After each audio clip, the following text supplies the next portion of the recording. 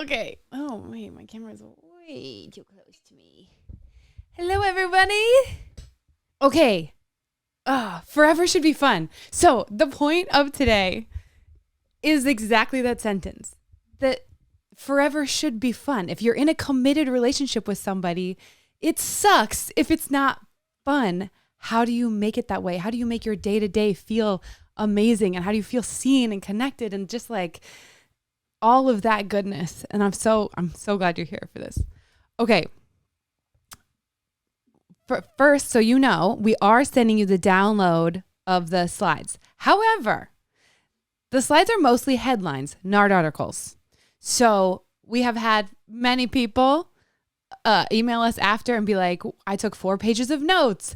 I messaged my friend because we were on it together and she took 4 and I took 4, like that kind of thing. So it is really helpful, not just for you, but for everybody here. If you ever notice that there's something that you're like, oh, I don't want to forget that, you're not the only one. So put it in the chat if you're down, because it will help other people who are here and wanting to learn how to love better. I just realized my camera's cutting my head off. Hold on, friends. Let me get that. Okay. So my goal of today is to give you guys the most I possibly can about relationships, what I have learned in my own relationship, but also working with high conflict couples who've been together for 40 years, couples who've been together for 2 months, couples who've been divorced 3 times. Like, I've learned so much from this work and I want everyone to have that. So I'm putting as much of that in here as possible, which again means this is not fluffy. So if you have anything that you're like, I got to remember that, pop that in. Thank you guys for having your cameras on. It makes this feel, I really like doing this live because I like actually getting to see you instead of just being on Instagram or TikTok and it's kind of a faceless person saying words. This is so wonderful for me. So I'm so glad you're here. All right, let's do this. I want to thank you for being here for another reason, which is this quote. Because the stuff I'm about to tell you, it took me from planning my own death to being so obsessively in love with life and with the people in it that I changed my career and I dedicated every waking, working hour to sharing it with others. And the fact that you're here is not just changing your life, it is changing the lives of everybody that you interact with. The fact that you know this is true.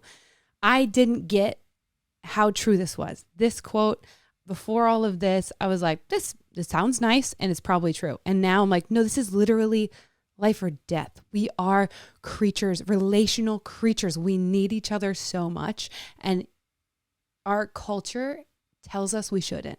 So much that it is an act of joyous rebellion to be here caring about relationships.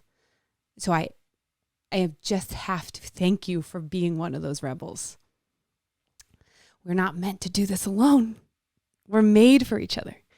Because the most important thing for survival, I got a newborn baby now, right? And he can't do anything. He can't eat, he can't sleep, he can't have shelter. He will quite literally die without one thing, attachment. Our brains are wired for our entire life with that order of priorities.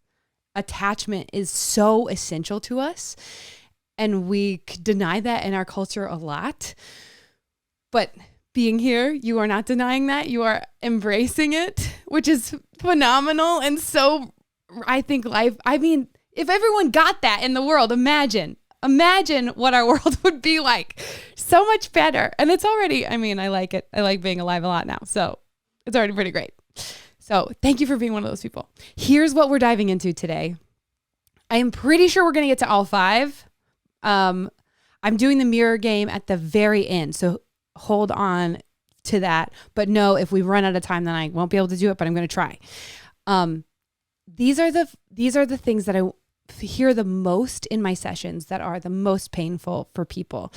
And I'm really, really curious with you guys specifically, the people who are here today, which of these is calling to you, that feels the most true to you, that you're like, I want to know more about this. It helps me know what to spend a little more time on while being here live with you.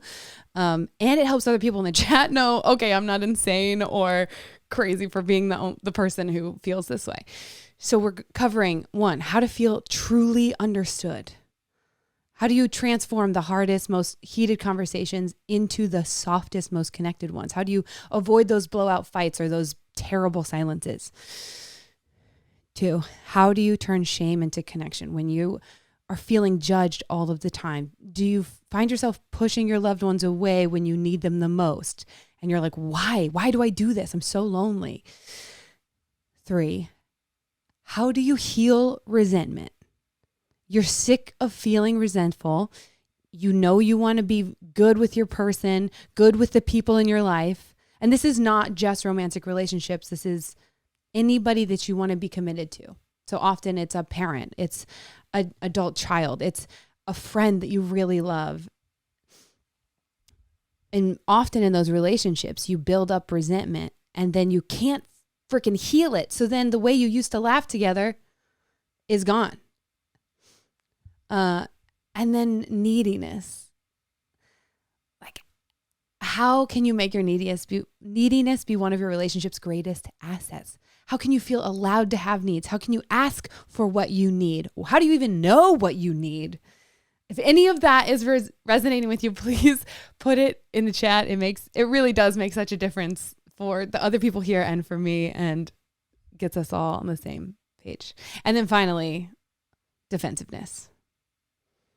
How to stop defensiveness in its tracks. How do you share your feelings without your person being so aggressive when you say them? How do you get them to actually hear you? Okay.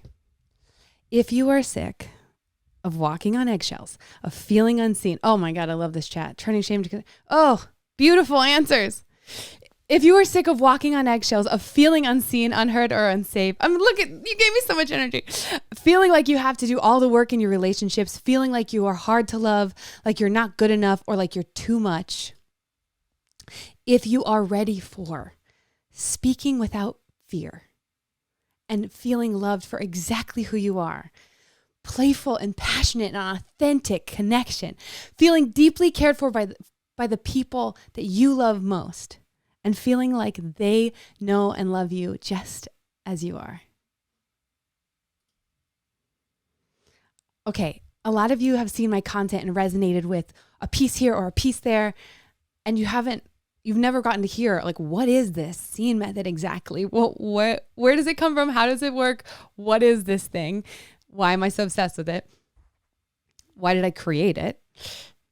It started because my husband was not my husband at the time. He was the most hilarious, incredible, fascinating person that I knew. And then he turned into the most annoying one, which happens to a lot of us. But it scared the crap out of me because I was like, no, I'm not going to be that person. And in the past, when I started to be a little drained of somebody, or I was like, I would leave. But this guy was great. I knew he was great. He was treating me well. He loved me.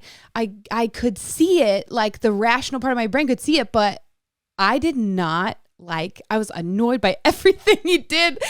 And I was like, oh God, I'm going to be one of those women. But I don't want to give up on us. So what do I do? I'm nitpicking. I'm eye rolling. I'm doing everything I swore I would never do. Why?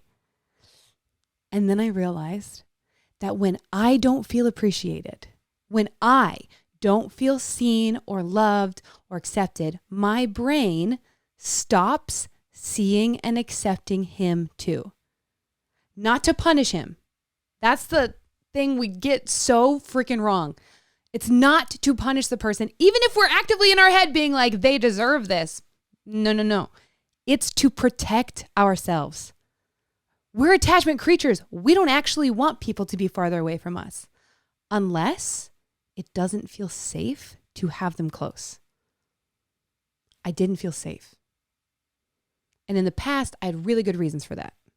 I dated a convicted murderer, ex-drug dealer, who was 20 years older than me. Like, I've got stories.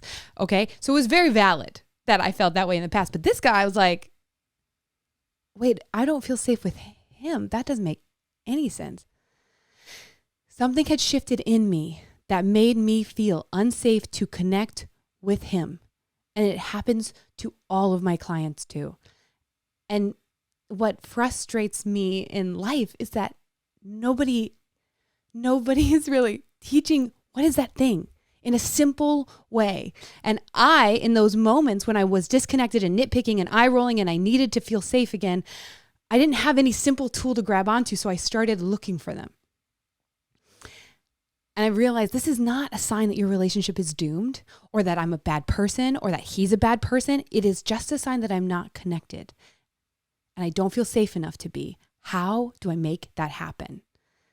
And that is where the scene method was born. I started to ask myself questions and slowly but surely they cobbled together.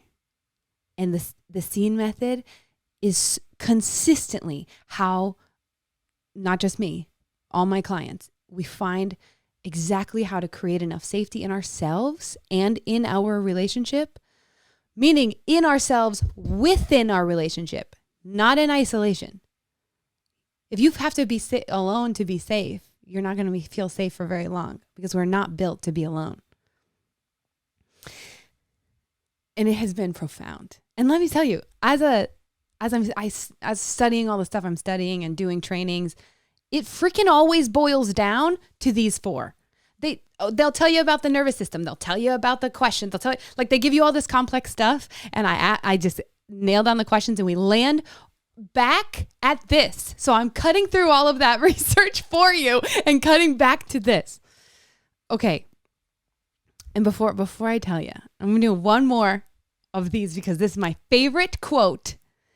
Because it is so true and I want you to memorize it because it is very helpful. Safety is not the absence of threat. It's the presence of connection. We live in a society that tells us, hey, you're not feeling safe? Focus on the threat. Get rid of the threat. Make that easier. Make that less hard. Get rid of the stress. Then you can connect.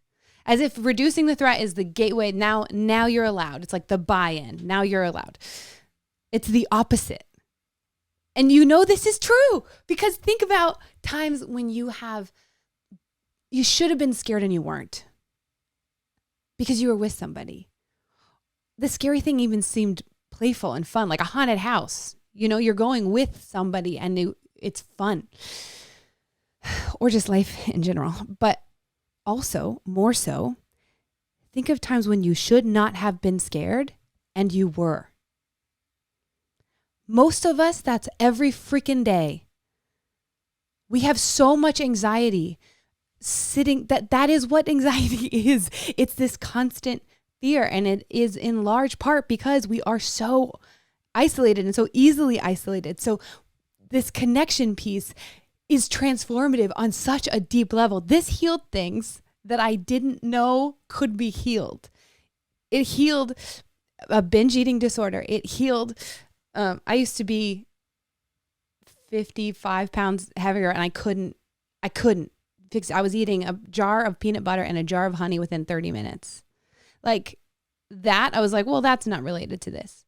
Depression, anxiety, suicidal ideations, panic attacks, all of this stuff.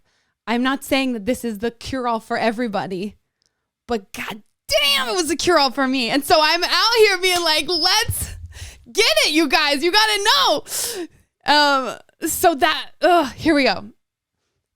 These are part of what's killing you. We tell these lies because we're good people. We tell these lies for three very good, lovely reasons. One, the thing that we're actually thinking is way worse and definitely more hurtful than one of these lies. Two, we do not expect that the other person is going to respond very well to our honest thought in that moment. And three, and this is the biggest one, we don't actually know what we are feeling or the deeper reason that we're feeling it. And we are way too exhausted from keeping the peace to try to figure that out. And I'm fine, it's all good, gives us a break. And we learned that at an early age, that's the safest thing to do anyway. Just say or do whatever needs to be said or done in order to just keep that peace. So we've got decades of practice of neglecting our feelings so that we can focus on the feelings of the people around us to make them happy so we can feel safe. Until it doesn't work. Because this is what most people think controlling their emotions means. They're like, I'm just letting them go. I'm just prioritizing you. I'm a good, selfless person. That's what I thought. Because I thought I was very good at controlling my anger in particular and frustration for exactly that reason. Because I was really good at putting my feelings aside to keep the peace. I was good at listening to you and hearing you out and being like, okay, yes, of course. No, I'm fine. I'm glad you feel better. And then I got into a committed relationship that I wanted to stay in, like a long-term committed relationship. And then I felt like he was putting me in a car. He was driving me to anger. And then he was turning to me and asking, why are you mad? I was like, seriously? Can you have that little emotional intelligence? You drove. You drove us here. You've been here the whole time. You did all of the things. How do you not freaking know why I'm mad? And then I'm fine. No, I'm fine. And I would be so mad that he just couldn't know. Have any of you done this, or am I an insane person? Please tell me you relate. Actually, you know what? If you relate to something, do this with your hands on the screen so I can see you. That way you don't have to oh, thank God. Thank you. Okay. Yeah. I just had a hot moment of being like, what if these are all perfect humans in there? Okay. But then I was like, I'm sick of this, right? I'm sick of being this mad. I'm sick of him not knowing. I'm sick of blaming him because I don't like how it feels. It feels honestly fantastic at the beginning. Like that initial point where you're like, you're definitely in the wrong is such a high. But then 10 minutes later, the guilt, the separation, the you're like, ugh, I miss us. Fix this. Will you fix this? And it's not working. And then I heard someone, by chance, I heard this very common phrase that under anger is always fear. And I was like, oh yeah. Hold on, let me test that. Let me just, in my head, go back. The last 5 times I was angry, if I had to guess what I was scared of, what was I scared of? And I was like, oh, I was scared every time. I was scared he thought I was stupid. I was scared he would judge me if he knew how I felt. I was scared that he thought I was ugly. I was scared that he didn't like me anymore. And instead of being scared of those things, I just said they were true. And I treated him like they were true. Oh, crap. I'm driving the damn car. But sometimes it wasn't fear. I was like, I didn't feel scared. And that's where I started to get my questions, SEEN. What am I scared of? What am I embarrassed about? What am I expecting? What do I need? I'm going to hit those again very soon. So don't worry if you don't hold them on. Oh my God, I love this chat. Thank you guys.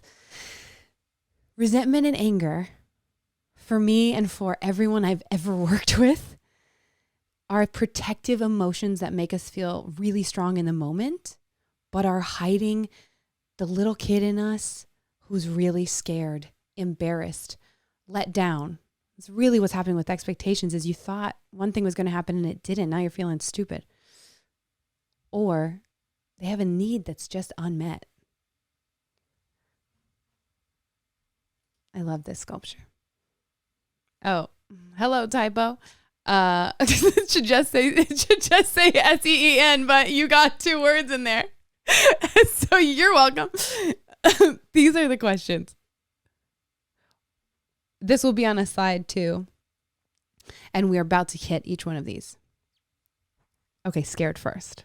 So juicy. These are each juicy. Okay. This is how you feel truly understood.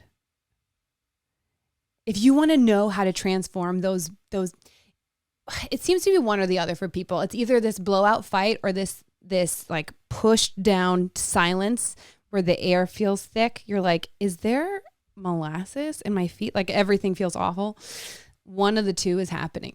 how you transform that into being able to address it so quickly, feeling soft and feeling connected and being like, I feel so seen and understood, generally is this: triggers. Being triggered is not just having a weirdly big reaction to a small thing. It is your brain perceiving this moment right now as if it is a similar moment from your past where you didn't have three things: safety, control, or choice. That is it. Often that's a traumatic, that is a traumatic event for some people. I shouldn't say often, actually. More often it's not. More often it's childhood. For most of us, at least at points in our childhood, we did not have safety. We did not have control. We did not have choice. And so when our body goes, oh crap, we're back there, that's when we freak out. And our partner is like, whoa, calm down. That's what's happening. I'm going to give you an example. We're going to do it's going to get a little intense after this example. So buckle up. I have a client, okay, who gets triggered when his wife, oh wait, this is a lie, okay? It's actually my husband, and he just gave me a permission to let everybody know that it's him. So I have a husband who gets triggered whenever I am tired. You'll see. And as you might guess, I get tired a lot. I was just pregnant. I just had a baby. Tired, okay? That's like a part of my life. and thankfully, this happened at the beginning of my pregnancy where I had that first trimester. And he was really weird every time I was tired. And I was like, what is happening? It feels like you're resenting me right now for being tired. And he was like, no, and totally denying it. And then we had a sit down of this. And I went, no, wait, for real. What are you afraid will happen to you when I'm tired? And he paused, and his eyes got really big, and he was like, oh, I'm afraid you're going to be my mom. When he was little, his mom weaponized tired. She used it constantly, not when she was just tired. When she wanted something to go her way, she said, I'm tired, I'm sick, I'm hurt. All the things that happen in the first trimester of pregnancy. And it would mean you don't matter anymore. Your feelings don't matter. What you want doesn't matter. What we said we were going to do isn't going to happen. And also, I wish you weren't here. Get out, move, be away. So when I said I'm tired, what he heard was all of those things. I'm about to let you down, not listen to you, literally kick you out of the house. When I say I'm tired, it's dangerous. Here's what's incredible, okay? As soon as we realize this, because I'm on the other, let me also clear for me, I'm on the other end and I lean a little codependent, okay? So when he gets upset, I'm like, I will scramble in exhaustion while wanting to vomit. I'm like, I'll do anything to make you feel better. And so the two of us were just bouncing triggers, because me growing up, all I wanted to do was make my dad feel good. So when he felt bad, I was like, well, that's my job. I got to make you feel good even though I'm tired. So we realized those two things were happening. And I go, okay, next time you get tired, next time I get tired, I'm going to tell you that I'm not your mom, if you notice. And you're going to tell me you're not my dad. And we did that. As soon as he noticed he was triggered, or I noticed he was triggered, I'd be like, hey, do you feel like I'm your mom right now? And he'd go, crap. Yeah. Yeah. And it's little by little, in literally 3 months, you guys, gone. This man is no longer triggered by one of his biggest triggers. And I can say this with full confidence because I live with him and I have a newborn. I am tired all the time. And he is not triggered by this thing. We do not uncover triggers to avoid them. We uncover them to heal them. And so many people in relationships, people come into sessions with me and they're like, I just want to know where she's triggered so I can avoid. I want to know what, sets him off because I just want to avoid it. I'm like, you're going to be walking on eggshells for the rest of your relationship. Do you really want that? Or do you want to heal together? If you want to heal together, let's do it. And it is phenomenal to find that fear. I'm afraid you're going to do what my mom did to me, but I'm willing to let you prove me wrong. I'm afraid you're going to do what my dad did to me, but I'm willing to let you prove me wrong. And then you start looking for the evidence of the opposite of your fear. And holy crap, the safety that you start to feel with your partner is unreal. It's next level. They start to be part of your anchor. They start to enable you to be your own anchor. That's the amazing thing about attachment. It doesn't mean you become super dependent on this person. It means you feel safe enough to become dependent on yourself. It's amazing. Okay. There's another, now this is the one I want you to prepare a little bit heavy.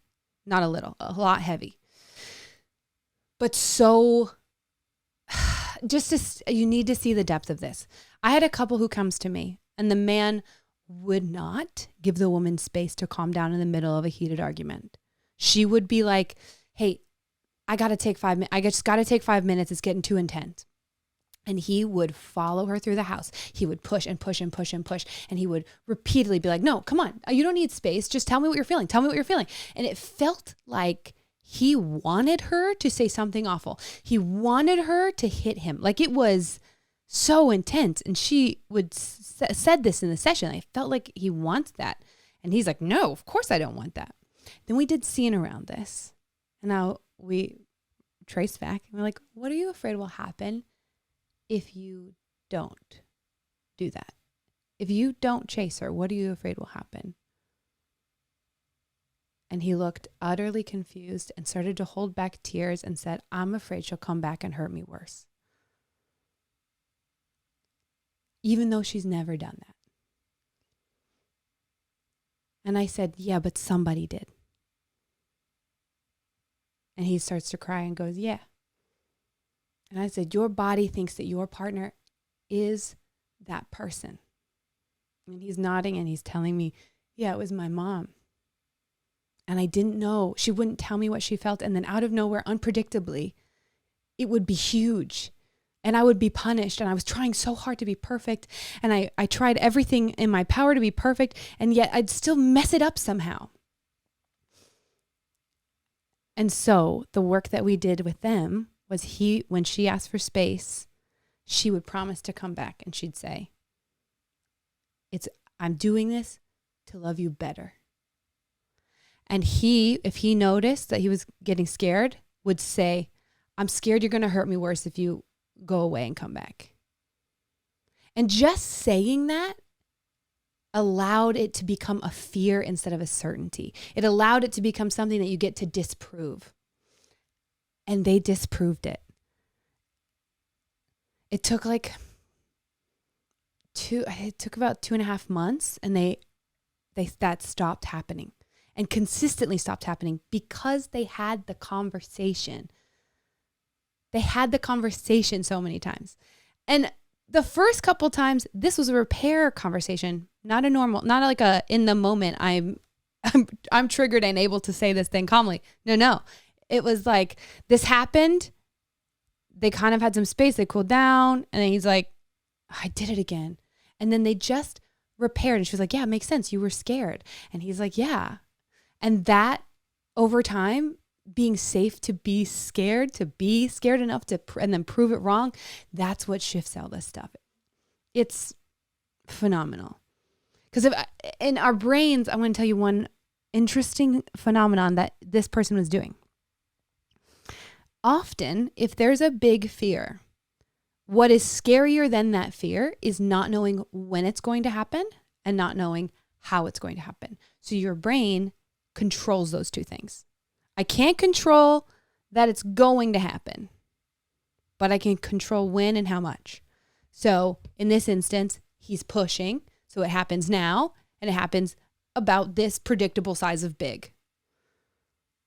We do that a lot. If I'm scared that you're going to leave me, I'll push you away. If I'm scared that you're going to judge me, I'll tell you that you're judging me already. If I'm scared that you're going to blow up and be emotional at me, I will push you until you get emotional and blow up at me, because that's comforting to our brains to at least have that little control. And so doing this scene method and actually being like, ooh, I'm scared of this and I'm open to proving it wrong with you.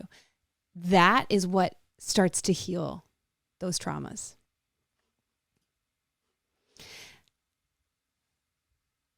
Everything I'm teaching you here can be interpreted as a communication skill. Nonviolent communication, like say words this way, I'll give you words to say this way. But what you need, why I start with triggers and trauma and why I tell you that stuff is that Band-Aids don't fix bullet holes. Communication skills are so awesome, but they're like stitching up a wound. If you haven't removed the bullet, if you haven't healed the infection, your stitches are going to do jack shit. Okay? We don't need that. We need to heal the inside first. Get the bullet out, get the infection taken care of. Now the stitches are going to be awesome and help you and make you even stronger and tougher. But you have to do that in that order. So if skills aren't working, it's not because you are wrong or you are broken or you're doing it wrong.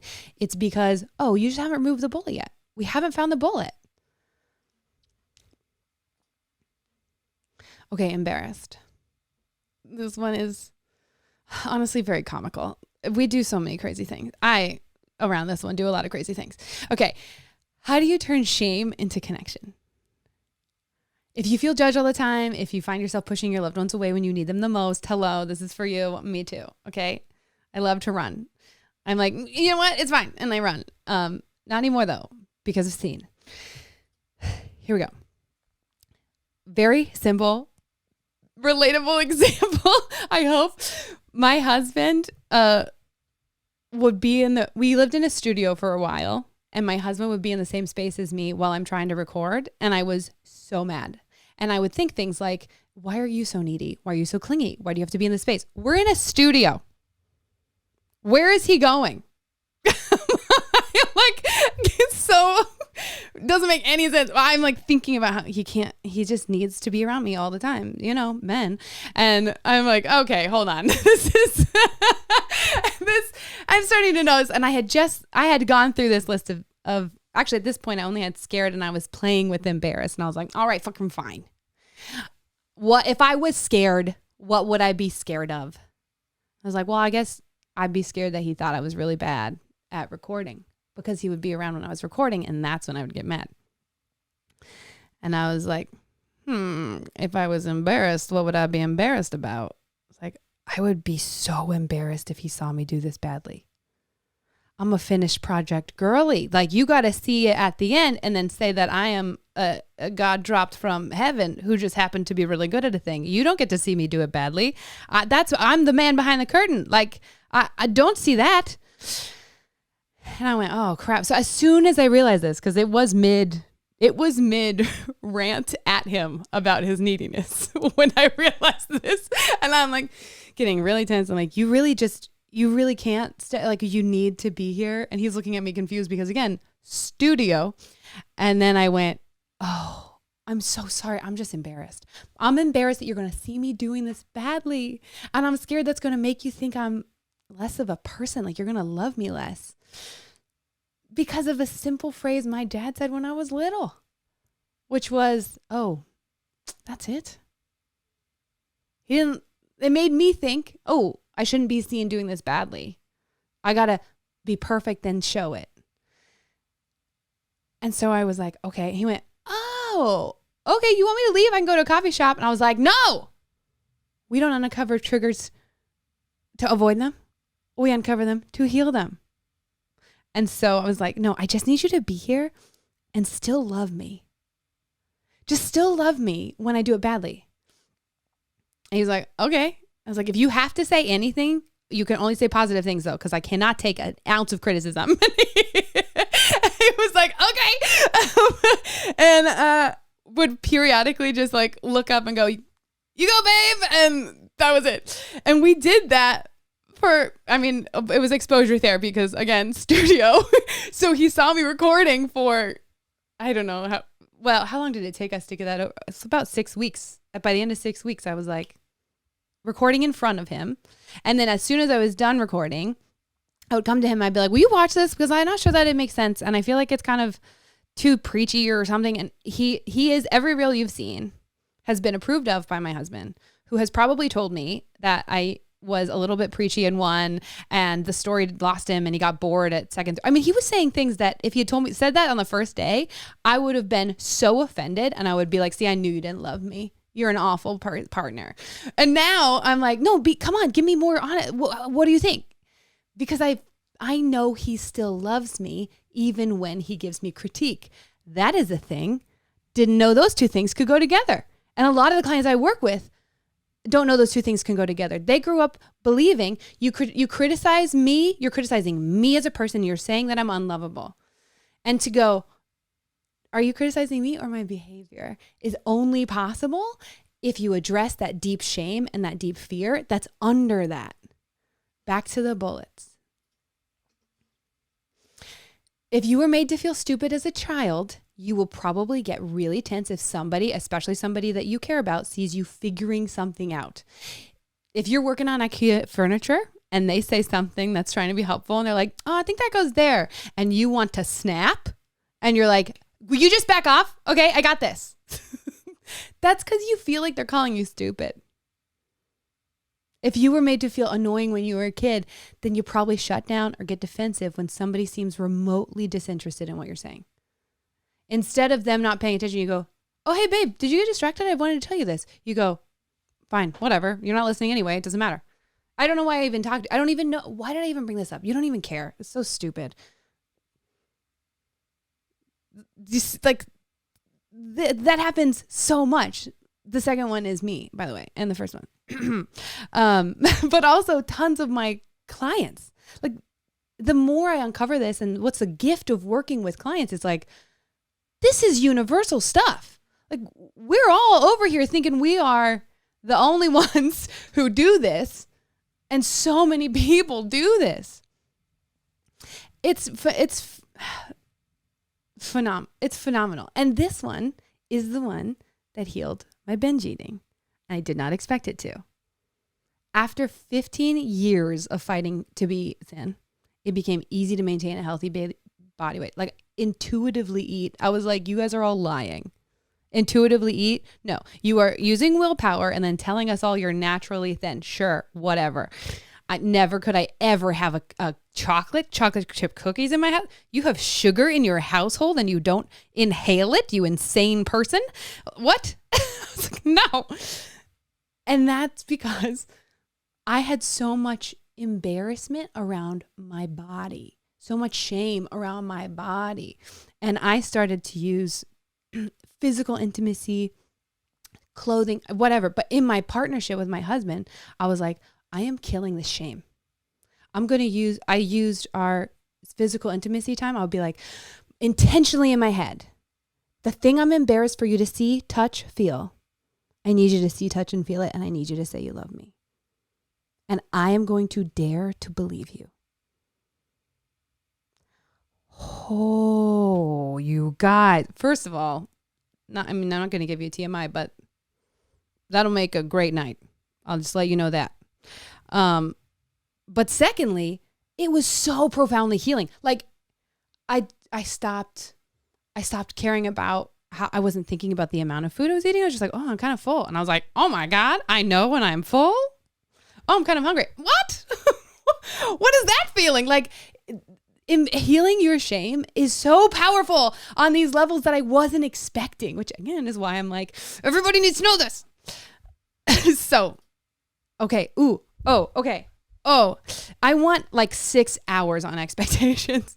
Actually, all of these. So I have an 8-week live interactive class that is 2 hours of just like, well, not just like this, but whoever's there. And then we have breakout sessions where you do it. You ask the questions of each other, the scared, the scene, all of these questions, you get into it. You do a worksheet through it. It's awesome. It's so awesome. And you get to figure out what are your root things, because often it all comes down to the same thing. So once you know that root fear in the moment when you're like, I feel awful and tense. Am I scared of this thing? You don't have to be like, what am I scared of? You're like, I already know the scared. I know what my scareds are. Is it happening here? Same with embarrassed. is this happening here? It's so powerful. And then we also do it with expectations. So when I say I want 6 hours on this, I have to remind myself, I do have that. I do get to do that with people. So yay. But why I like expectations so much is because of resentments and disappointments.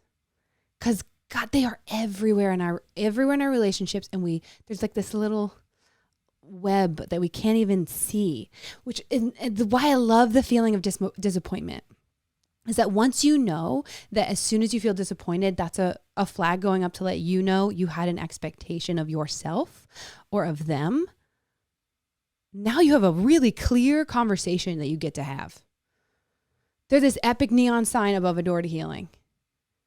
Because we don't usually know what our expectations are. We're taught so many expectations as we grow up that we don't know we have. We have expectations of what a man is, what a woman is, what a mom is, what a dad is, what a wife, boyfriend, girlfriend, partner, husband, friend, coworker, colleague, any title. We have an expectation in our head of what that person does. What does a good person do? What does a bad person do?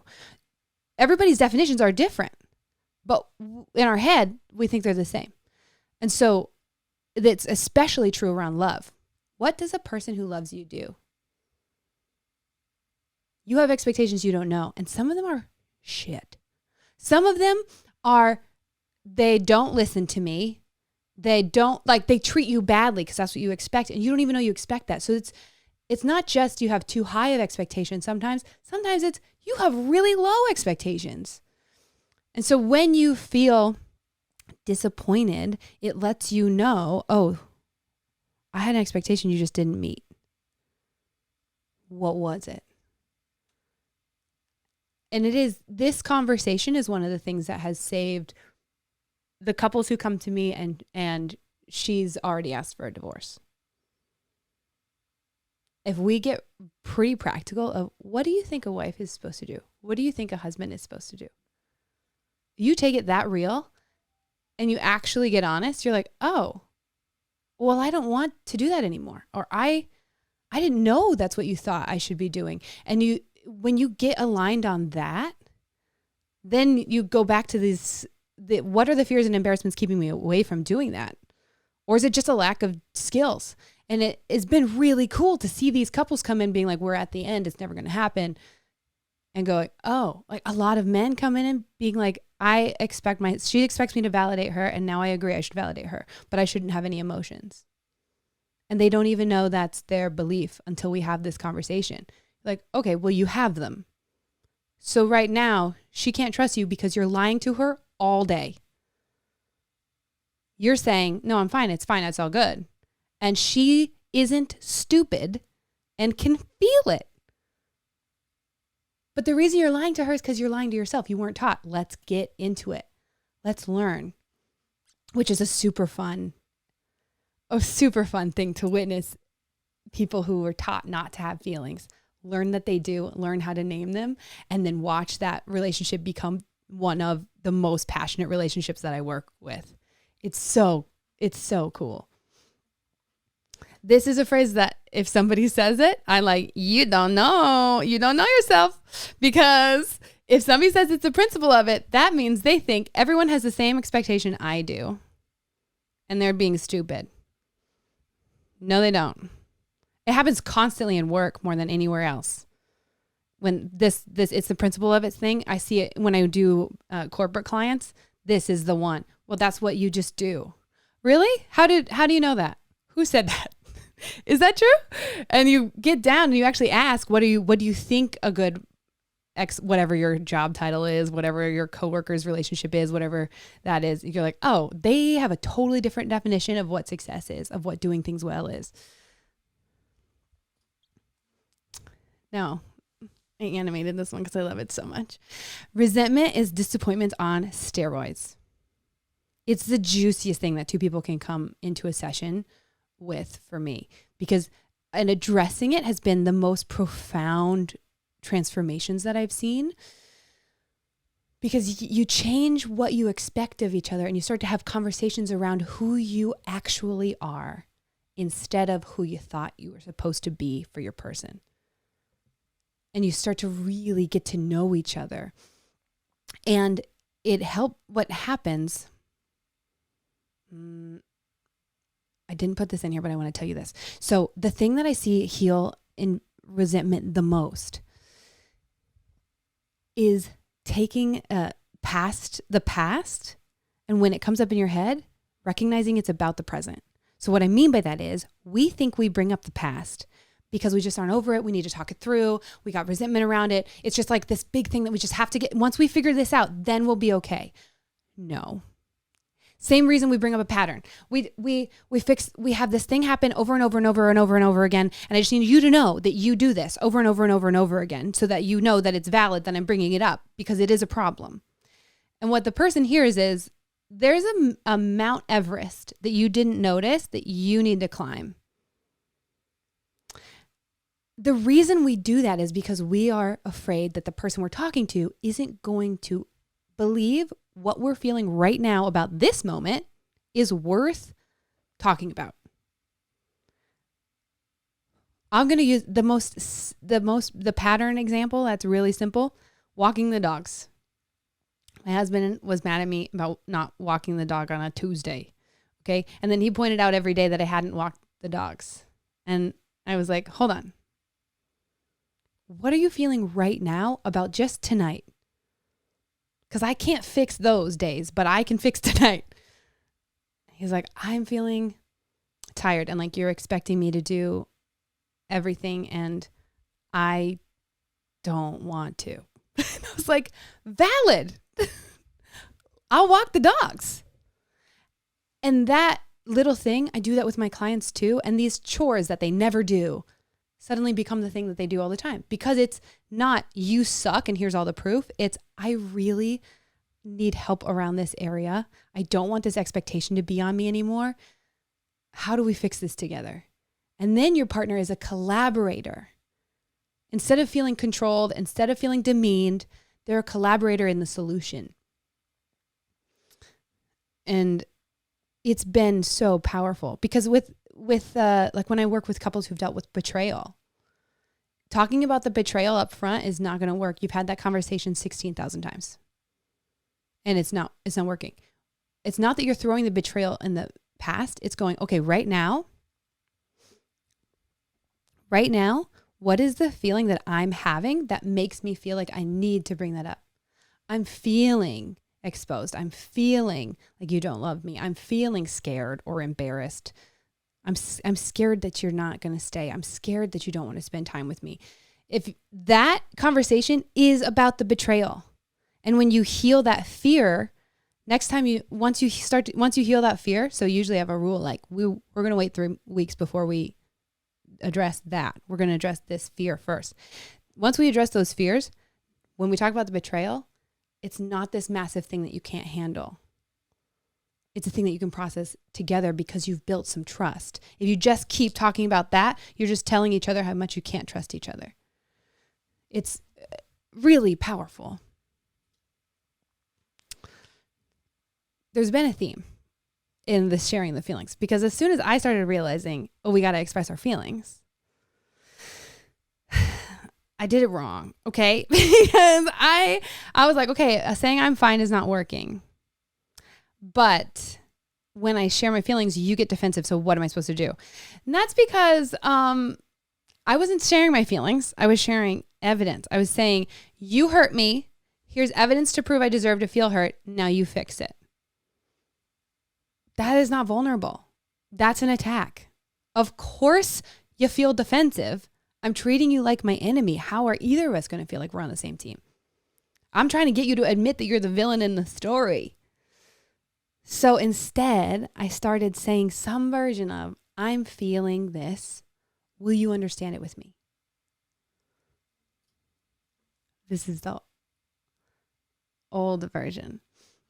And I use this image because you become a lawyer. When you do that, you're saying, hey, defend yourself. You don't know it. You think you're being like, just admit you're the villain. But what they're hearing is, now I got to defend myself because you think I'm a villain. And why would you want to be with a villain? You wouldn't. So I have to prove to you I'm not that. That's why we have that reaction when somebody accuses us, because we think they're saying, you're not worthy of being in a relationship with me. And you're like, oh, no, wait, no, I am. Hold on, let me hear, listen to my intentions. And then they feel dismissed, and then the cycle continues.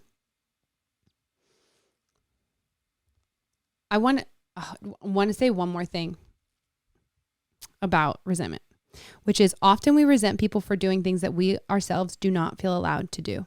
So back to the husband and wife divorce conversation. You are allowed to rest. I don't feel allowed to rest. I resent you for resting. Sometimes that's because that is the dynamic. That is what we've decided without knowing we decided it. And we got to change that. Other times it's because when I was 6 or 7 or whatever, my whole childhood, I got judged every time I was caught laying down. So you're allowed to rest because your childhood allowed you to rest, and I'm not, because my childhood didn't. So sometimes it's a thing that's happening right here. You really are not allowing me to do it. And other times it's a thing that somebody in my past didn't allow me to do, and I'm too afraid that I'm going to have the same negative response that I had when I was a kid. So I'm just not going to do it around you. But that makes me mad at you, because you being around is the reason I can't do it. It happens around rest a lot, which is why I use that as an example. And the way to heal that is to be like, I'm allowed to rest. And I want you to be in the room. I want you to walk through the room. And when you see me, just smile. Just smile. Just smile at me. Let me know you still love me. That's it. This is another really good, often because, especially if you have a habit of a past of blaming a lot, then when you say, I'm feeling this, will you understand it with me? They go, no, it's not my fault. They're still going to hear it like blame. This is a really great phrase. I am not blaming you. I'm not asking you to fix it. I'm just asking you to get curious about it with me. It's really helpful to be like, oh yeah, okay. Yeah, you're not saying I'm a villain. Okay, wait. What time are we at? I hid my clock. Sorry, I hid my clock. I want to make sure we're good. I have a watch on, and I just looked over there. Okay. Hi, Mary. Oh, somebody unmuted accidentally. Hey, we need to talk about your iPad. What a voice. Okay.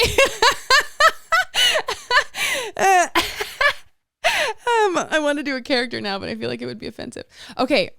What if they're still not hearing me? Because I expected him to stop being defensive if I just worked hard enough to convince him to see my point. But what actually made him heal his childhood beliefs and live up to his potential as a partner, and same as me, was believing in each other and backing off and saying, here's what I'm noticing. I still love you. So it sounded like you're responding like I'm attacking you, and I'm just asking you to care about my emotion and get curious about it with me.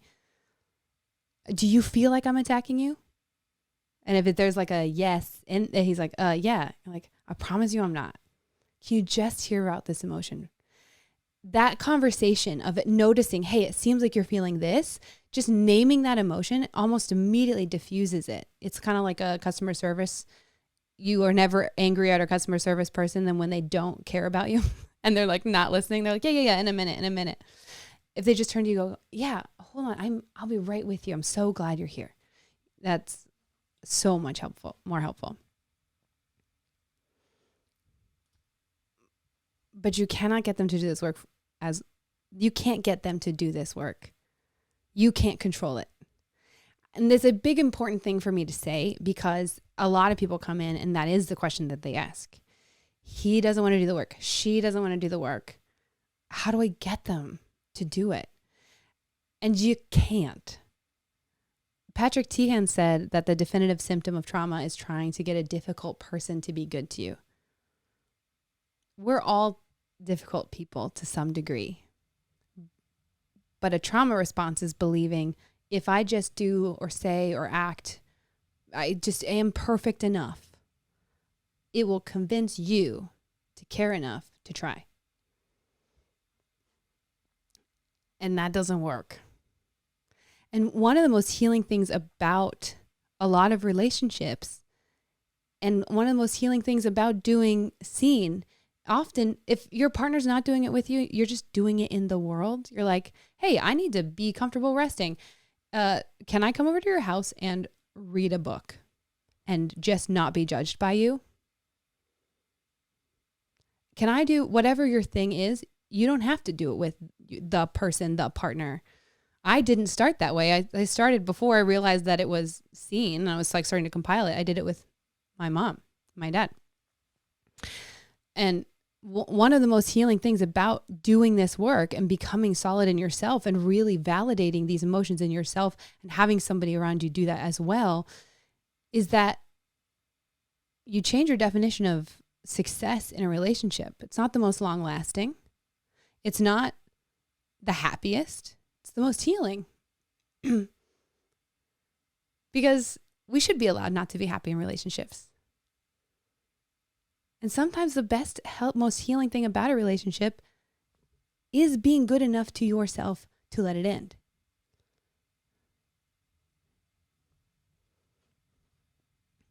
And that's what people get wrong about boundaries. If you're a person who's giving constantly, way more in relationships than you're getting back, it's because no one taught you the difference between demands and boundaries. And also because no one taught you that your needs matter. We're getting to that one next. The conversation is actually starting to turn, which is such a relief because it's actually getting out there now. But it's still the minority that knows this. Boundaries are not set the way we originally hear them. They're not about controlling someone else's actions. They're about controlling mine. So boundaries don't sound like, don't do this, don't do that. You should understand where I'm coming from. You need to treat me better. Boundaries don't start with don't. They don't start with you should. They don't start with you or really involve you at all because I can't control you. All of those statements just reinforce the belief that the other person has control over me. And so now I'm trying to take control over them. We want to break that dynamic. And boundaries break that dynamic by reminding yourself and that person, I'm in control of me. So they sound like, I think it's wisest to take some space, so I'm going to.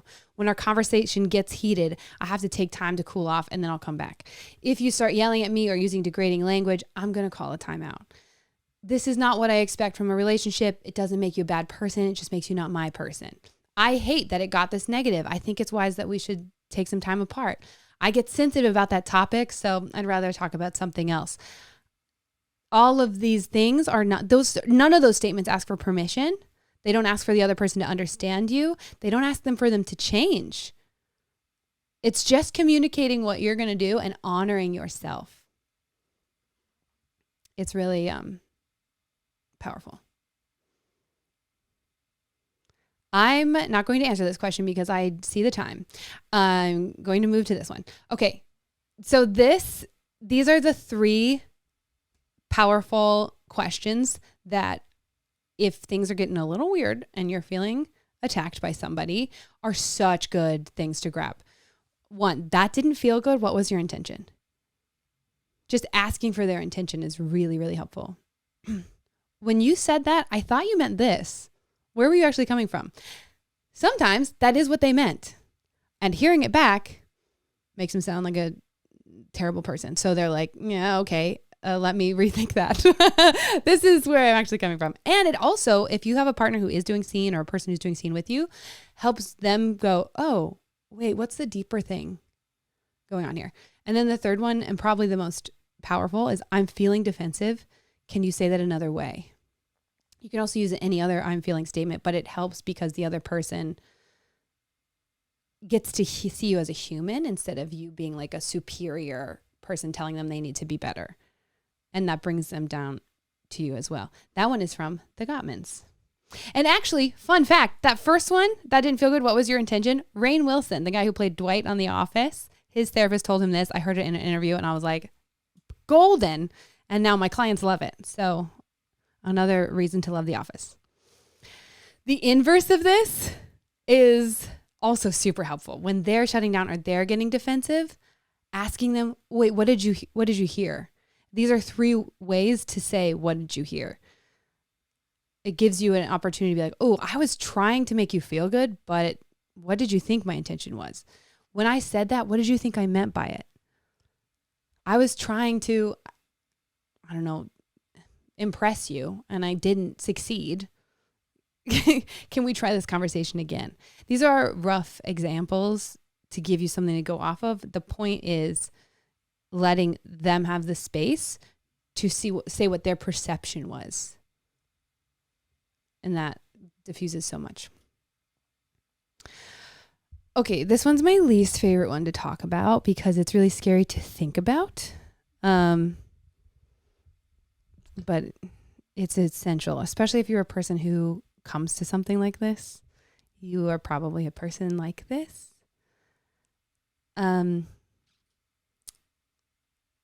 Needs. You're just as needy as your neediest friend. I did not believe this at all. I thought the human condition was just feeling lonely all the time. That's just how it is. And no matter who you're with, you just feel lonely, and that's normal. And the strong people are the ones who just ignore that feeling, and the weak ones who are so needy that they had to share their feelings. So I did something that's called, I called strategic vulnerability, which was, okay, I'll be vulnerable. I would say something that sounds vulnerable to you, but isn't vulnerable to me, so that you feel comfortable talking to me. At the time, didn't think it was manipulative, thought I was being selfless, because why would you care to hear my feelings? Why would you don't need to know that. You just need to feel safe enough to share yours. So I was the seer,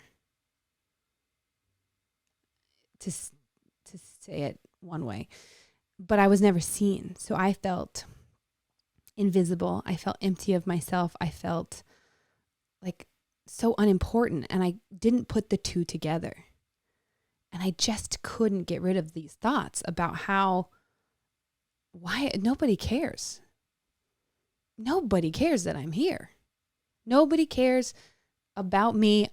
They like me the most when I'm just a mirror of their best traits. And that's what I should be. That's my life purpose. And I thought that was a selfless, amazing thing to be.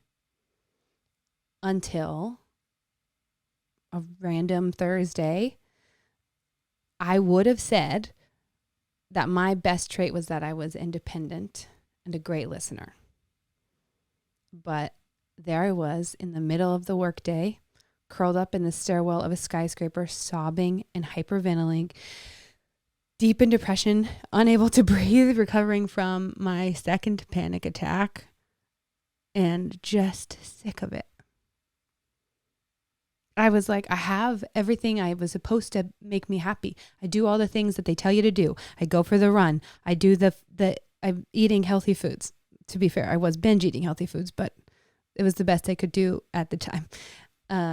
I'm interacting with people. Like, I thought I had a social life. It's not working. So why keep living? And that was a question that just like a shoe in a washing machine, like I couldn't get it out. I wake up and I'd be like, why the hell do people keep living? And I would look around at everybody and I'd be like, they're all miserable too. Nobody wants to be here. Everybody's miserable. And I'm miserable. I don't want this. I don't think this is worth it. This is worse than nothing. I want nothing. And I'm sitting in that stairwell being like, yeah. And I'm planning. And I got options in my head, and I walk back to my computer and I was like, all right, let me escape this brain because it sucks. And I hit play on an interview, like a random one. I didn't know this person at all. It was Sebastian Younger, and he was explaining the severe effects of loneliness on soldiers after war.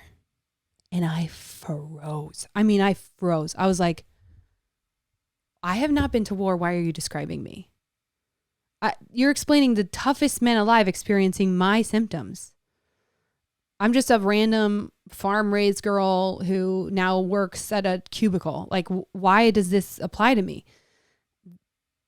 They have all my things. They have the panic attacks. They have the same thoughts as me. They have the same depression. They have the same. I was like, what? And learning what solved it for them changed my whole life. I mean, that was the turning point in my life. the thing that was causing them the pain was not the trauma itself. It was facing it alone.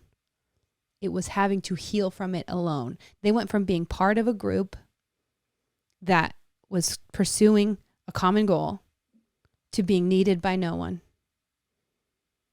to being attached to no one. And it killed them, literally. And the solution was being genuinely vulnerable, connecting with people, like needing each other. And I was like, the toughest men in the world need each other. My independence is not my strength. It's the thing that is making me not want to live anymore. Oh my God. And that is when that is when I called my mom and my best friend that day. And I told them the truth. I said, I don't want to keep living. I'm not going to survive like this. And not sorry. Feelings are good. I need your help. And I was like, Mom, I'm going to quit my job. I'm going to move into your condo with my dad. And they were going through it at the time. And I just need you to love me. And that's what they did. I got so lucky, and I'm so grateful to them because they were processing their stuff too. And I don't know how I knew to do this, but I was like, I just need you to prove that you'll still love me when I'm doing things that are not lovable. And I had a long list. And the biggest one was feeling. So I would have a panic attack. I would be sobbing. I would be something. And I would go into my mom's office and I would just be like, just still love me. And she was like, okay. And she's like, I'm sure her heart is breaking watching her daughter go through it. My dad, the same thing. And I would just ask them to either hold me or love me and be like, don't fix it because you can't. I can't even tell you what's wrong. I just need you to still love me. And that was the true first step of seeing. That was where I started to go, okay, I got to start proving some of this stuff wrong because I want to live. And that there's a hangover process to that. As I'm starting to heal this, I still, all day, every day, everybody around me is miserable. I'm miserable. Nobody wants to live. I don't want to live. This is ridiculous. This is a charade. All day, every day. And then slowly but surely, it shifted. And the more I showed myself and remained loved, the less I cared about getting rejected. And the more I loved life. And now I'm like, oh, those people were not pretending. Those people who look so happy and I thought were just really good actors because they always say like they say that about comedians, like they want to kill them. So all the happy people are secretly dead inside and they want to die. And I was like, so everyone that I see that's miserable is miserable and everyone I see that's happy is miserable. I became a happy person who loves being alive. I mean, I love being alive, you guys. I love it so much. It is the freaking best. I can't believe we get to do this. And I know for a fact that that's because of my relationships. It's because I finally let myself be needy. This is the trippy thing about who helped me heal, because trauma is created in relationships, so that's where it has to be healed. My trauma was created in the relationship with my parents, doing their best and being super loving, but, you know, they had their stuff. And then they were the ones that I got to heal with some of it. But honestly, they got me to the point of wanting to live. My husband got me to the point of wanting to, like, just being obsessed with living. And here is how I break it down. Because again, I love a thing you can grab in the moment. Oh my, hold on. See me, hear me, help me, hold me. These are the 4 things I had to check off in order to feel safe again. See me and hear me are seen. All of the things we just did, the SEE part of seen, that's what you're doing. You're see you're being seen, like you're being the fears, the embarrassments, all that stuff. You're getting seen for who you really are, not your protective mechanisms, not just your anger and your resentment, but for the actual stuff that's in you and who you really are. You're getting heard for who you really are, getting understood. And expectations, that's the help me in a lot of times of that collaborating instead of controlling. It's like, okay, I don't have to do everything alone. And hold me is just an underrated, absolutely necessary thing. My husband and I will have a weird fight, like with we have a newborn, so it's been high highs, low lows, and because we're very little sleep, so it's like the weirdest fights. And then we're like, did we just fight about the dog's poop? Like, that's a weird fight.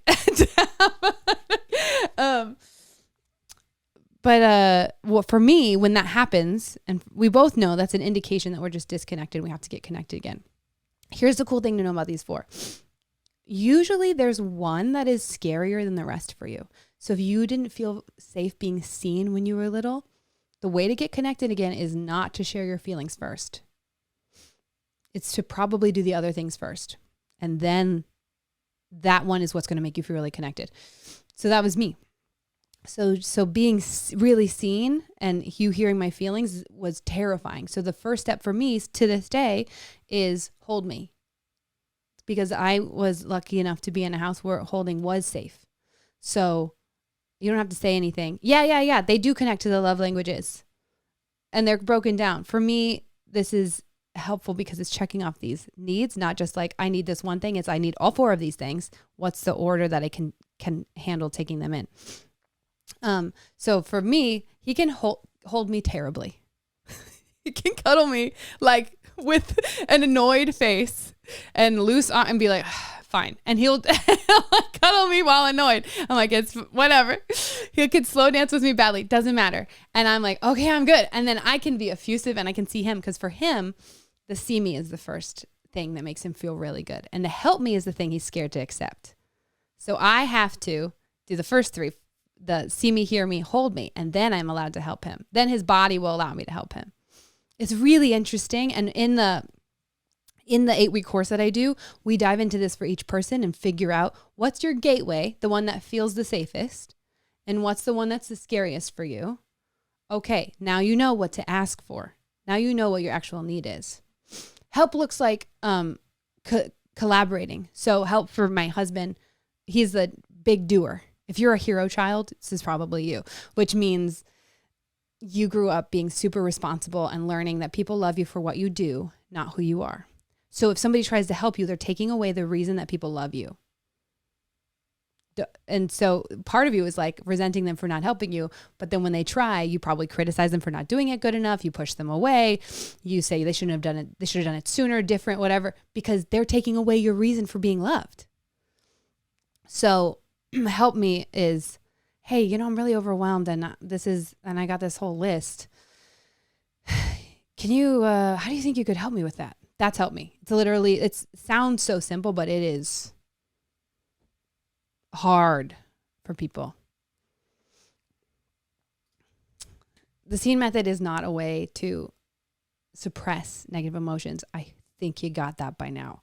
It's how we're actually regulating them. And the reason I choose this image is because often when we do this work and when I work with clients, we do a parts work style thing, which is closing your eyes and asking, before asking, what am I scared of? Asking, who in me is scared? And then you're like, oh, it's the 7-year-old. That's weird. And you're like, what are you scared of? I'm scared that he's going to be mad. I'm scared that whatever. And that's where you get your honest answer. Who in me is scared is really, really, really powerful. And that's how you ask the other questions too. Actually, I am pro AI therapist. And if you ever want to try doing parts work, you can use like ChatGPT and ask them to ask you questions like a parts work therapist and ask these questions. It's really powerful. Okay, so how do you actually do this? I'm still, I keep looking at the dang clock that I have. Okay, maybe we'll go over and I'll do the mirror game because I really like it. But first I have to tell you about this because I keep mentioning it and I'm so passionate about it. Healthy relationships do not come naturally. I hope that you put that together. But there is this weird thing out in the world that makes so many people feel bad about themselves. Like relationships should just come easily. They come easily to some people, not to others. You're either good at them or you're not. I'm a relationship person. I'm not a relationship person. No, everybody's a relationship person. We are relational creatures. What comes naturally to you is not healthy relationships. It's either how you were loved or how you saw love growing up. It's a skill. And you were taught relationship skills that were probably unhealthy. And now you being here is choosing to learn relationship skills that are healthy. It's not just this thing that comes naturally. And it makes me mad when people feel like that because it makes people feel broken or like they shouldn't be in a partnership because they've got too much stuff. And that's not accurate at all.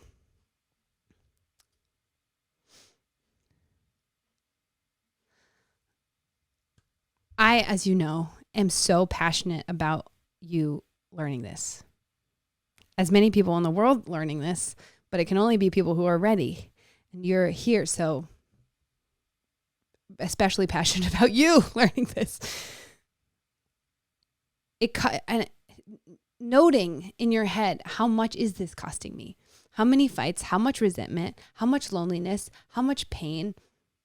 What is it costing you to not feel connected to people, to not feel deeply seen and loved and known? I don't want people to live like I did for 1 second longer than they have to. I don't want people to live like the person next to them is a stranger. That sleeping next to them is a stranger. I don't want them to be walking on eggshells, never knowing what they might say or do that might be wrong, or like no one really gets what it feels like to be them, and that's okay. They don't really deserve or need to be known.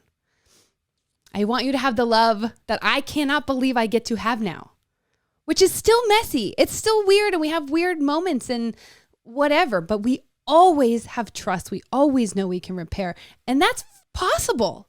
I see my clients do this too. You get to speak freely, laugh easily, be madly in love with somebody who's madly in love with you. And why do you get to speak freely and do all of this stuff? Because when you screw up and when you hurt them accidentally, it's not you're a bad person. It's, ooh, that hurt. Let's figure out why and heal that together. The beauty of it is that it's messy. It's so boring if it's not. Like, it's a fabulous gift to be in a relationship with people. I was not a romantic until I did this work. I thought that was all lies too. But now I'm living in a romance I can't believe I get to live. And honestly, not just with my husband, also like not just romantic romance, like the romance with life and with my friends and with my family. And there is this zest for life that having solid relationships gives you that nothing else could give me. People ask me if I'm on drugs all the time in my reels, and I'll tell you, no, just relationships. Probably ADHD too. 6 months of weekly therapy is roughly $4,800 if you're paying $200 a session. Divorce is expensive. These are the things that people will say, that's what it's costing you. I don't think so, because if you have a really good therapist, great, do it. Work with them. It's so freaking worth it. But these are the things. These are the things that are costing you. I don't want you to have blowout fights. I don't want you to have painful silences. I don't want you to feel invisible. I don't want you to be lonely. I don't want you to cry alone in the shower wondering why you can't get it right. I don't want you to feel rejected. I don't want you to long to be touched by your partner, but they don't want you to. I don't want you to want to be touched by your partner, but you just can't because you don't feel safe. There's so many things that are actually, all of these are just indicators. Oh, here's an area we get to heal. Here's an area we get to heal. I don't want to live anybody to live thinking, oh, here's an area I'm broken. Here's an area we're broken. It's just unfixable. I don't want people to live that way. I'm telling you about the 8-week live interactive class. I'm saying up front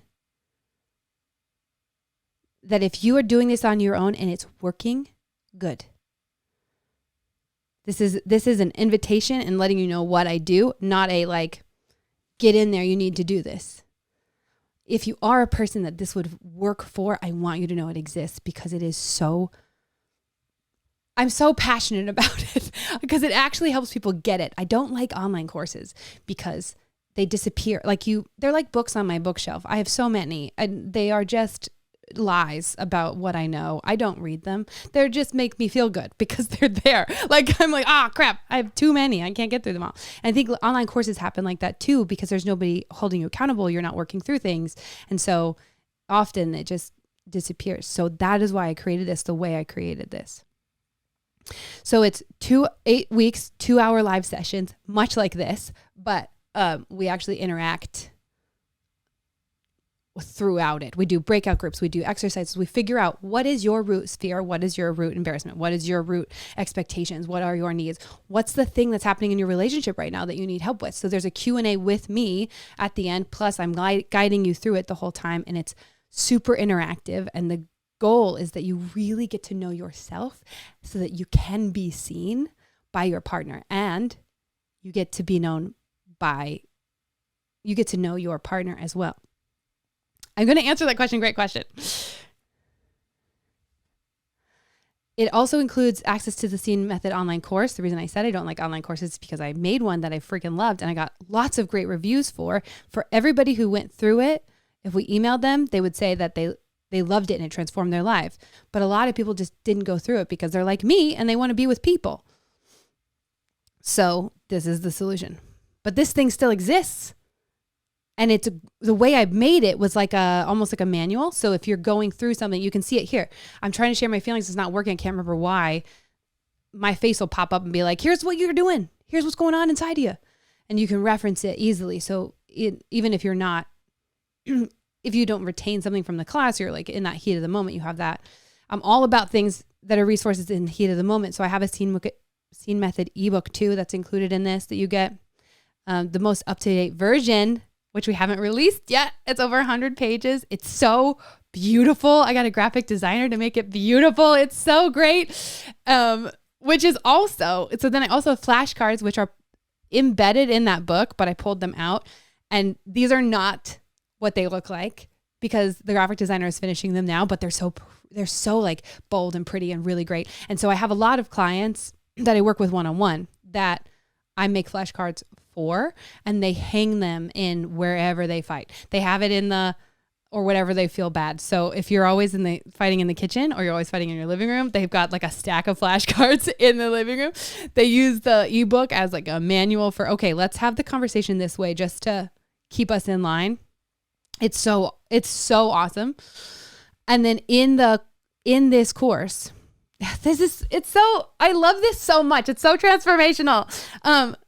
When you come in with questions every week. So we do all the work. You have a week, you come back, whatever questions you have, we have a Q&A at the end.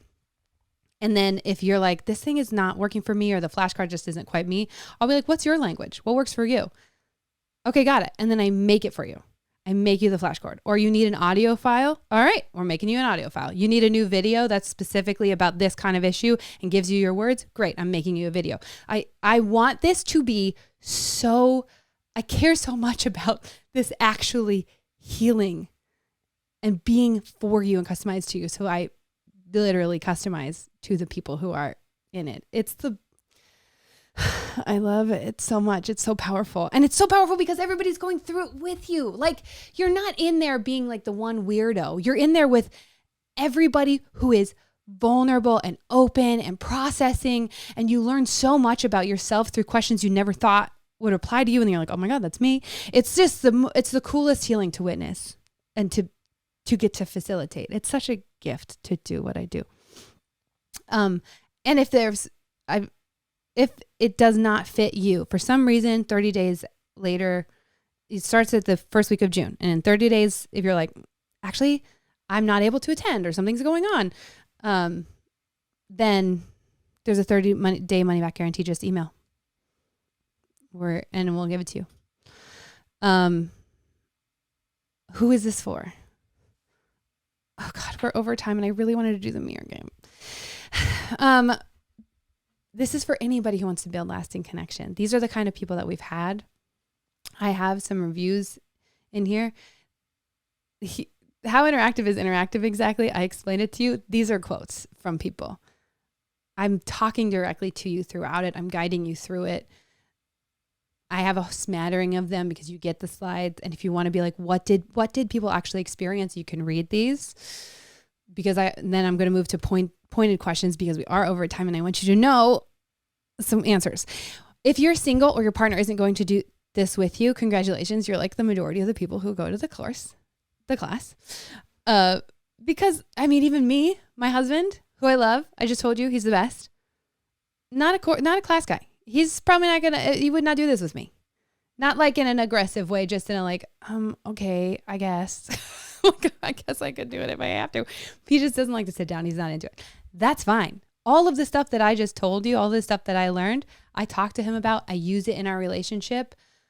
And he just kind of picks it up too. Some of it, not even all of it.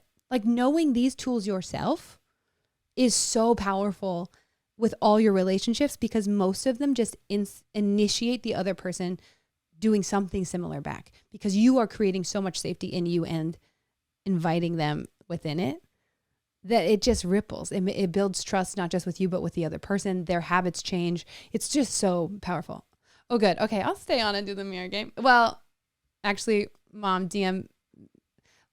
My mom is my COO and monitoring the chat. So if Billy is okay, Mom, then we'll stay late. So just put it in the chat if we can continue or not. So this is a review. Yay! This is a review from a single woman.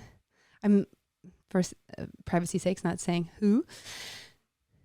She said, this works. I'm forever changed and forever grateful. I'm ready to be seen. I merely lacked the words to do it. The say this in the order was really helpful for her. She said, I just love how she writes. I would have been better off being raised by wolves, but I wasn't. And thus I didn't know how or what being seen even felt like. I've been practicing it the last 2 days. She sent this to me literally the day, like after the first day with everyone and with myself. And I'm channeling your enthusiasm. This makes me embarrassed. I'm not going to say that part.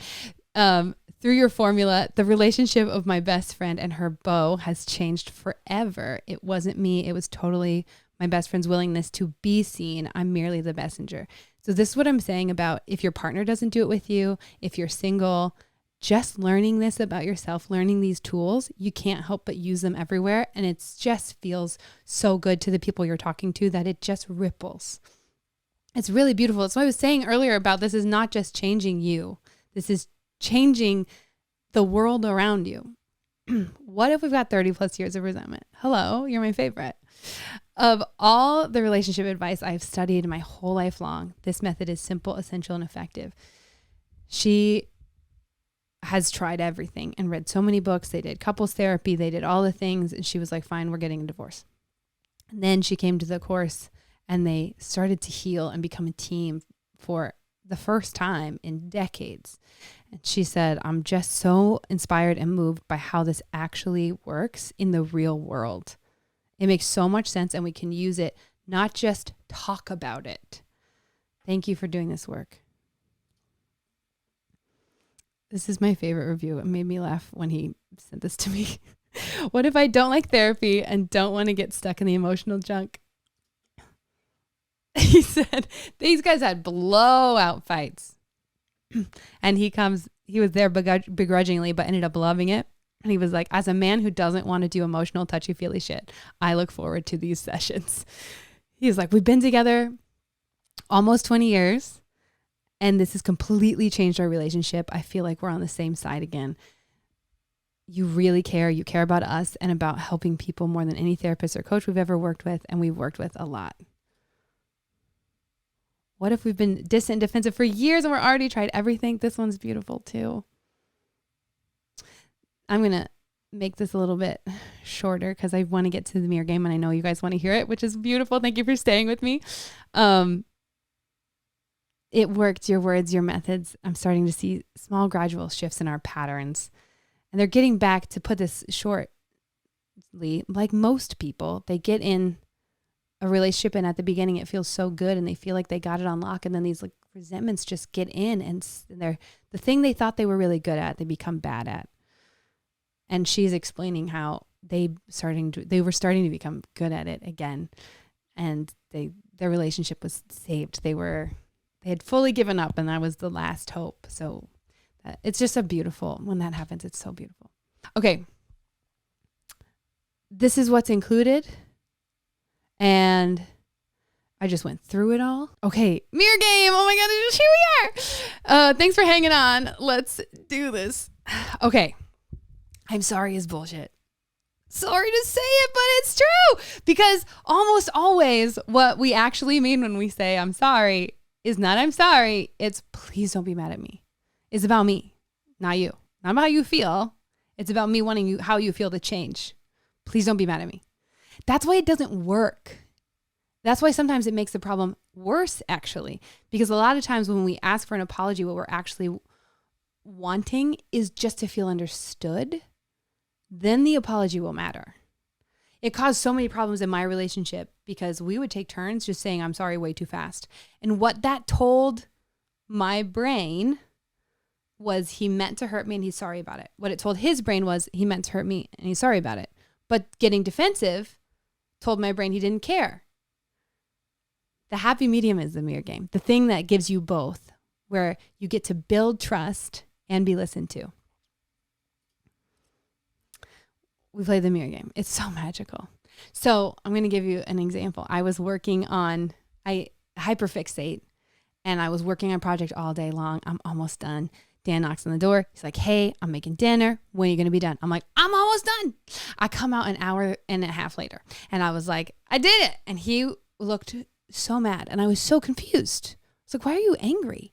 And he's like, he's slamming the microwave much harder than it should be slammed. He's stirring the food much more aggressively than it should be stirred. I'm like, I am worried for our appliances. What's happening right now?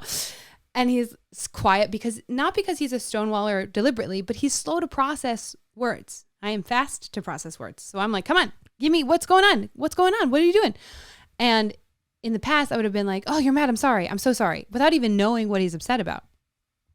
And I'm like, okay, what is going on? What did I do that was hurtful? And he goes, you said you were almost done and you came out an hour and a half later. And I went, oh, that was a terrible choice. Because he was not cool with me laughing. I'll tell you that much. He got so much madder. And I was like, oh God, no, I'm not laughing. Wait, why are you, hold on. I'm just laughing because it's funny that I thought it almost done meant an hour and a half. Like to you, of course it meant, and he's like, cannot hear me. And that is the key to notice. Oh, either there's tension. Wait, I should have started with the mirror game in the first place. Or you're halfway through and you're like, they're not hearing a word I'm saying. That is how you know that to start the mirror game. So I went, oh, he's not hearing a word I'm saying. So I got quiet. We sat down. And then I asked the question again. I said, what did I do that was hurtful? And this time he goes, well, you laughed at me. Because now I had a new hurt. And then I was like, oh. And I so badly wanted to explain why I had laughed at him. And I went, you thought I was laughing at you. I just reflected. That's what the mirror game is. I'm just reflecting that I understand him. I'm being a mirror to his feelings. I'm saying, what you are feeling makes sense. I want to understand what it feels like to be you. So I reflected that back to him. I'm like, okay, so you felt like I was laughing at you. And he was like, yeah. It's like, do you feel like I understand? He was like, I went, okay, what else? What else was I missing? He's like, you said you were almost done. And then you came out an hour and a half later. And I was making dinner for us. It just felt like you didn't care. I was like, oh, yeah, that sucks. I'm so sorry. And then I said that back. I was like, okay, so it felt like I didn't care about you. You felt like totally disregarded and like you weren't my priority. And then I didn't even communicate clearly. And you had all these this expectation that was reasonable that I would be out in probably like 15 minutes. And I came out 90 minutes later. And then when you were upset, I just laughed at you. You're like, yeah. Can I tell you where I was coming from? And he, by this point, had gone from not looking at me while talking to looking straight in my eyes and being so relaxed. And so he was like, yeah. And I was like, to me, almost done was 90 minutes because I spent the entire day. But when you said that it was only 15 in your head, I went, oh, duh, of course. Who on God's green earth thinks almost done is 90 minutes? That makes no sense. And so I was laughing at the situation. And also because I felt so uncomfortable with you being mad at me, I was hoping that I could make you laugh. And instead, I just made you feel hurt.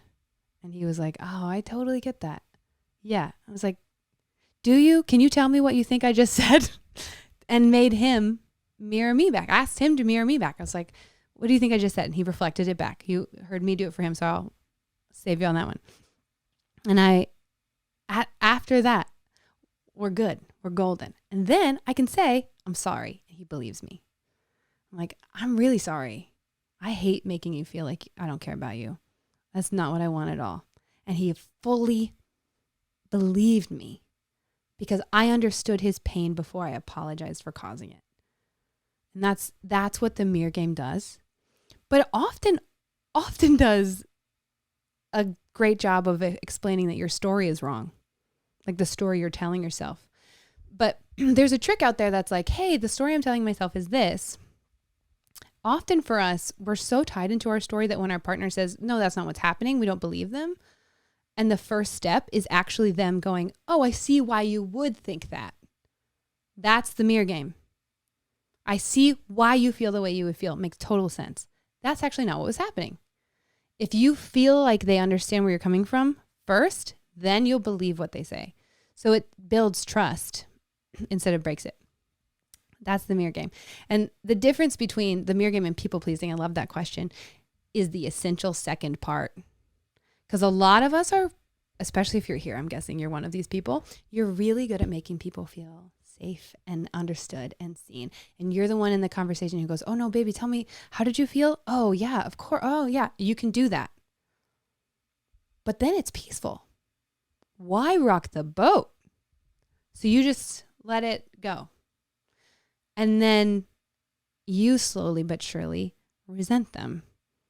And weird things keep happening and that's because you've been suppressing yourself in order to keep the peace. So the difference between the mirror game is that you're both mirrors for each other. You take turns being mirrors instead of one of you being the mirror in the relationship all the time. One of you being the seer and the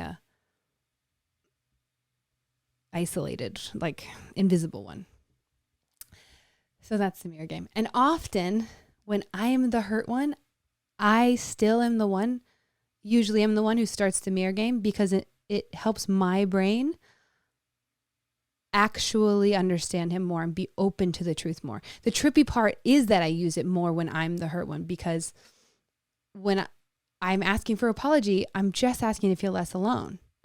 And conflict is this separate feeling is fighting to be understood. It's me versus you. It's me wanting you to admit you're the villain.